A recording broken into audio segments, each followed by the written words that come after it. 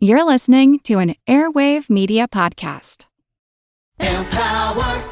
Jen has ordered a decadent seafood tower, king crab legs, lobster tails, and a waterfall of caviar. Pricey? You bet. But Jen worked with Empower on her savings and investment strategy and planned for splurges like these. She got good at money, so she can be a little bad. Ooh, champagne. Empower. Invest well, live a little. Start today at empower.com. Past performance is not indicative of future returns. Investing involves risk. You may lose money. Advisory services are provided for a fee by Empower Advisory Group, LLC, EAG, a registered investment advisor with the Securities and Exchange Commission. OMG, those shrimps are really jumbo.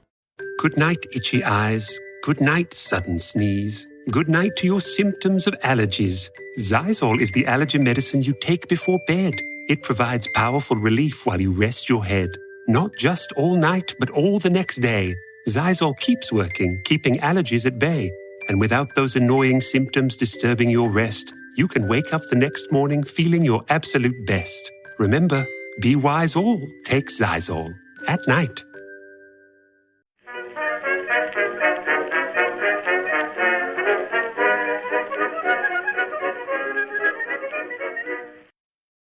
Hello everyone and welcome to History of the Second World War, episode 230, The Battle of Britain Part 5, Shifting Focus. This week, a big thank you goes out to Chris, Maximilian, Patrick, and Eric for supporting the podcast by becoming members. Members get access to ad-free versions of all of the podcast episodes, plus special member-only episodes released roughly once a month. Head on over to historyofthesecondworldwar.com/members to find out more. While the focus of the podcast has been on the air battles over Britain during the second half of August, this was far from the only topic of discussion among the British and German leaders. It was not even the only topic of discussion among the British public, with the wider war at times making headlines. For example, on September 6th, still at the height of the fighting, the Daily Express would run a headline story not about the ongoing air battle, but instead naval actions in the Mediterranean. For the British, they were also preparing for a longer war, which they believed would require greater cooperation from the United States. This meant that while the heaviest of the fighting was occurring over southern England, there were also discussions occurring between British officials and manufacturers in America. One of the advancements that was made was the seemingly very important order for more merchant ships to try and offset some of the tonnage being lost to U-boats during the first year of the war. Importantly, instead of having to pay gold for these ships, instead the British worked out an agreement where several important pieces of technology were shared with the American military. This resulted in information about radio direction finding, aerial depth charges, power-driven gun turrets, and the Rolls-Royce Merlin engine being sent to America, in exchange for some of those merchant ships. On the German side, they were still preparing for an invasion, with thousands of watercraft of many different types being gathered to make up the invasion flotilla. These varied from unpowered barges to larger motorboats, and the goal was to get them all ready by the middle of September. At the same time, continued conversations were occurring between the German military leaders as they refined and finalized the plans for Operation Sea Lion. There were disagreements at the highest level about how the invasion should be structured, how large it should be, and where the invasion beaches should be. We covered these disagreements back in episode 222, but it's worth reiterating just how unsettled the Sea Lion plans were at the beginning of September. This was important because on August 30th, Hitler informed everyone that he would make the final decision about Sea Lion on September 10th. With the requirement of 10 days of lead time between when the order was given and when the invasion would begin, that meant that the invasion would occur on September 20th at the earliest, but more likely the 21st. But the fact that the decision would be made on September 10th meant that the Luftwaffe did not have 20 days to complete their objectives. They had 10 days. And after 17 days of efforts starting on August 13th, on August 30th, they still had not destroyed Fighter Command, and they were still being met in the air by large groups of British fighters. And so time was growing short, and they had to find a way to change the course of the aerial campaign. But while they were still sending fighters into the air, everything was not perfect for the RAF. And even though they were still able to meet the raids being sent against them, the resources of Fighter Command and the energy of British pilots was a finite resource, and there was concern that they would find the end of that resource. One of the major challenges faced by the RAF during the Battle of Britain was that the Luftwaffe always had the initiative. The Germans were always able to pick where and when they wanted to attack, and the British were strictly reactive to those decisions. This was not a completely negative situation. For example, it let the British engage in combat over British soil, which increased the number of pilots that were able to bail out of their aircraft and reach the ground safely. But in many ways, it was a negative, particularly for the pilots and squadrons of 11 Group, where the majority of the Luftwaffe strength was concentrated. At RAF Fighter Command, there was a balancing act that the head of Fighter Command, Dowding, and the group leaders had to keep in mind when trying to keep 11 Group up to strength. At the height of the battle, the RAF was losing around 120 pilots per week, which was an unsustainable level. Everyone knew that. But just feeding more pilots into the meat grinder was not going to fix anything, particularly due to the differences that experience made for pilot survival. This became a major problem for Fighter Command, and as their losses mounted, new pilots had to come in to replace more experienced ones, but those pilots that came in didn't have that experience. There was also the issue of squadron cohesion, because it was tempting to just take the most experienced pilots out of the squadrons based outside of 11 Group and add them to the 11 Group squadrons that were coming up short. But that would slow the development of new pilots in those other squadrons because they did not have the experience of those pilots to draw upon. This was one of the main reasons Fighter Command preferred to move its squadrons in and out of 11 Group all at once, to preserve some level of experience within each unit. Up until the end of August, the balancing act had been played quite well, but as the all-important resource of experienced fighter pilots was drawn down, a more formal system of balancing needed to occur. Therefore, squadrons would be categorized into 3 different categories. Squadrons that were Class A were the most experienced. Most of them were already in 11 Group, but there were some in 10 and 12 groups as well. While they were the most experienced, they were also the ones being worn down by German action because they were constantly in the air. Below Class A were Class B and C squadrons, which differ only in the ratio of combat-ready and non-combat-ready pilots. The idea was that as Class C squadrons got more training, and then maybe some easier combat operations, they would promote themselves to Class B, and then Class B would promote themselves to Class A, as they could then relieve one of the worn-out Class A squadrons. That Class A squadron, probably far short of its establishment of 16 pilots, would be recategorized and begin training up the new replacements. If everything went well, this would reduce the attrition among new pilots, making sure that there was always enough and that they would never come up short. By making a concerted effort to hold back inexperienced pilots, the RAF leaders were knowingly leaving understrength squadrons in 11 Group to face the German attacks, under the belief that it was better to have half of a squadron of really good experienced pilots rather than a full squadron which was mostly made up of new recruits. This would also cause the Germans to misinterpret the situation, because when German aircraft reported that they were being met by understrength squadrons, Luftwaffe leaders believed that the RAF must be reaching the end of its strength. Why else would they be sending up, partial squadrons to meet their bombing raids? Balancing the musical chairs in the various fighter groups was not the only issue that the British were facing at the end of August. Last episode covered some of the challenges that the Germans were facing when it came to causing serious long-term damage to British airfields and factories with their bombers. And this was true, but due to the importance of aircraft production specifically, there were problems that were being caused even if the bombs didn't even hit the factories. The standard practice for factories was that when an air raid squadron went out, even if it was not known if the factory was going to be the target, the workers would put down their tools and move to air raid shelters where it would be safe.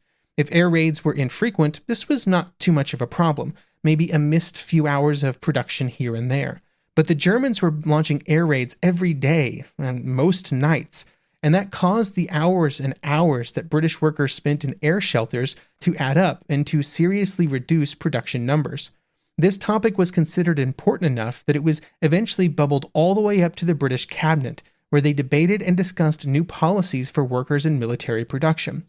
The eventual guidelines changed the point at which it was acceptable for workers to stop working and move to shelters, which would only be when the factory received a red warning. These would only be given when it seemed likely that the Germans were going to target that specific factory in question. This change increased the risk of injury and death for workers, but the risk was deemed to be acceptable.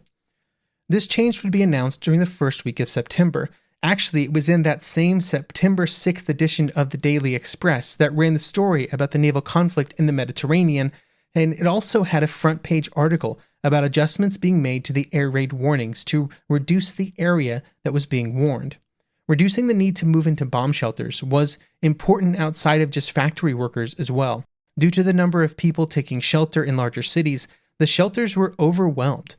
One report would say, quote, "Many complaints that they are cold, drafty, and smelly. Some have no doors, so cats have free access. There are no seats for children and old people, and seldom lavatory accommodation. Public shelters at present hold a mixed bag of children and old people who want to go to sleep, people who want to sing and talk, crying babies, people who want to smoke. This leads to much extra strain and considerable trouble." End quote. The challenges of providing bomb shelters for the number of people required in places like London would be an ongoing problem for the British government, and it would only get worse later in September as the Luftwaffe's focus shifted to nighttime terror bombing raids of London itself.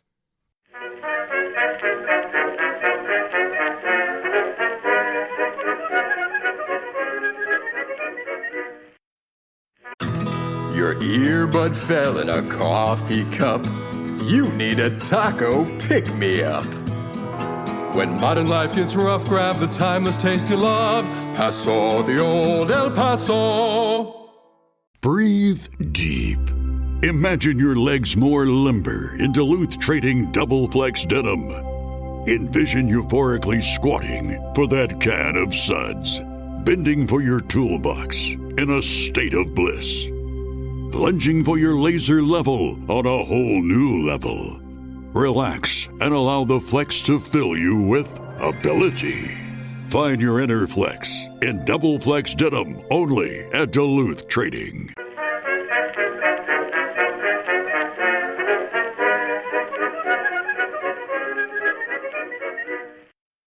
The first week of September would see almost daily raids of many of the important fighter command airfields around London. The results were just as varied as they had been over the previous weeks. On some occasions, groups of German bombers would be able to drop their bombs mostly unmolested by British fighters because of the protection provided by the 109s. In other instances, they would be intercepted and their attack would be disrupted. But during this period, the important part for both sides is that it would be raid after raid, with multiple different groups of German bombers hitting multiple different airfields throughout the day. On August 31st, one of the most important was the Biggin Hill airfield, with 100 bombs impacting the airfield and its surrounding infrastructure. It is also worth noting that on some of these days, even though we're pretty late in the campaign, the Luftwaffe was flying more sorties than at almost any other time over the previous months. On August 31st, for example, 1,450 total sorties would be flown, with the vast majority of them being fighter flights put in place to protect a much smaller number of bombers. Every day there would be continued losses on both sides as well, with both sides getting the advantage on various days. Both air forces were trading punches, I guess you could say if you want to use that metaphor, wearing each other down, and it was unclear how long things would continue. On the British side, by September 5th, Park was concerned that the constant grind that had occurred every day between August 28th and September 5th was wearing down his forces to a dangerous point. He would write, quote, "The damage to sector stations and our ground organization was having a serious effect on fighting efficiency of the fighter squadrons." End quote. On the German side, they knew they were launching major raids. On September 5th, the largest single formation of German aircraft would fly out over the channel with 300 bombers and 600 fighters, all on their way to various targets. And yet somehow, they were still being met by RAF fighter resistance, with that raid in particular being met by strong resistance at the cost of 25 Hurricanes and Spitfires, while the Luftwaffe lost a staggering 41 aircraft. This meant that back at Luftwaffe Command, the intelligence groups, with Schmidt at their head, had to contend with a major problem. None of their numbers were adding up, and every day that went on and every day that the British fighters rose from their airfields was another day where the German math was more incoherent. At the start of the campaign, the German estimates were that the RAF had around 600 fighters, and yet in the last 3 weeks of August, the estimates were that the Germans had shot down 1,100 of those fighters. Schmid had to keep adjusting his estimates of British fighter strength higher and higher just to account for the continued active defense. It would be situations like this where the poor quality of German intelligence of the situation in Britain would cause them problems. It seemed like no matter how many times they hit RAF airfields, they were not causing the damage that was worth the cost that they were suffering in bombers, because they'd estimated that they had destroyed or heavily damaged many of the important airfields multiple times over the previous weeks. And yet they were still in use, so how badly could they have damaged them? This would be a major contributing factor for some of the discussions that would begin to occur among Luftwaffe leaders, that perhaps it would be more efficient to use their bombs on other targets, which is interesting because as that quote from Park earlier sort of makes clear, it was unknown to the Germans at this point, but actually their constant trickle of attacks against airfields were finally having the effect they thought they would be able to accomplish much earlier in the campaign. They were finally wearing the RAF down, at least from an infrastructure perspective. But the Luftwaffe leaders could not see this because their intelligence units could not see this. And so some of the leaders believed that the attacks should continue, but others, including Goering, began to turn their eyes to other targets that seemed more lucrative, and most of those targets were in and around London. September 7th would be an important day for the citizens of London because it is widely considered to be the first day of the Blitz.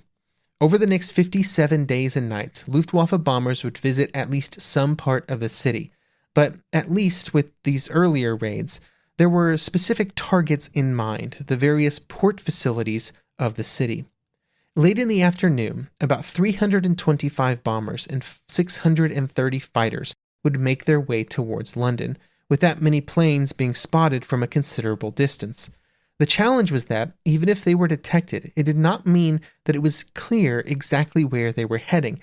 For some time now, it had been the habit of the Luftwaffe to move across the English Channel in one large group, before smaller units and smaller groups broke apart from the large one and started to approach their own individual targets. This had caused some problems for the RAF. It made interception more difficult. And in fact, earlier on this very day, on September 7th, there had been a mistake where a dozen fighter squadrons had been sent up against an earlier smaller raid, which meant that they were unavailable to meet the main German effort as it moved up the Thames estuary and closed in on London. This mistake is a great example of the challenges faced by Fighter Command during this period of the campaign. They had a limited number of squadrons, and then there was a specific cycle time on those squadrons between when they were committed and when they would be available for another mission. It can be very easy to criticize the decisions made in this area because of our past omniscience. We know now that there was a second, far more important raid that was going to happen on September 7th, that the Luftwaffe were executing on London. But that was not always clear at the time. The previous raid, the smaller raid that had occurred, could have been the major Luftwaffe raid of the day. The RAF had no way of knowing. But in this case, the end result was that as the largest group of German bombers closed in on their targets over London, they would be met by just 5 British fighter squadrons, and those 5 squadrons were heavily outnumbered by the available German fighter protection. The end result was that at about 6 p.m., 350 tons of bombs would be dropped on the East End, by far the largest raid on London up to that point in time. Some of these bombs would hit legitimate military targets, like the docks at Silverton and Millwall, or important oil storage at Purefleet or Thameshaven. But of course, many of the bombs just fell on residential areas, which were impossible to miss in a city as large and compact as London, with the Barking, Rotherhithe, and Limehouse districts of East London hit particularly hard in this raid. While more RAF squadrons would be able to catch up with the raid as they retreated back towards their bases, the bomb damage had already been done. Throughout the course of the entire raid, 22 Hurricanes and Spitfires would be lost, but the same number of 109s and 110s would be lost as well. Along with the German fighters, 7 German bombers were also either shot down or damaged to the point that they crashed on their way back to France. The German estimates were that they had destroyed 93 British fighters, over 4 times more than they had actually destroyed. While the bombs did cause some damage, the overall destruction of meaningful assets was limited, and almost more important for the future of London and the Battle of Britain, another major raid would visit the city just 6 hours later. This was made up of over 250 bombers that would drop over 350 tons of bombs once again on the East End, causing fires that would not be fully extinguished for 3 days. The civilian losses from these 2 bombing raids, from September 7th and then very early in the morning on the 8th, were high. 300 killed and 1,300 injured. One of the causes for this high number of casualties was the fact that at least one air raid shelter suffered a direct hit from a German bomb, killing or injuring almost everyone inside. But it would be just the first of many days and nights of bombing of the City of London, and many more deaths among the citizens of London would occur, as a new brutal phase of the Battle of Britain had begun, and it would not end until the spring of 1941.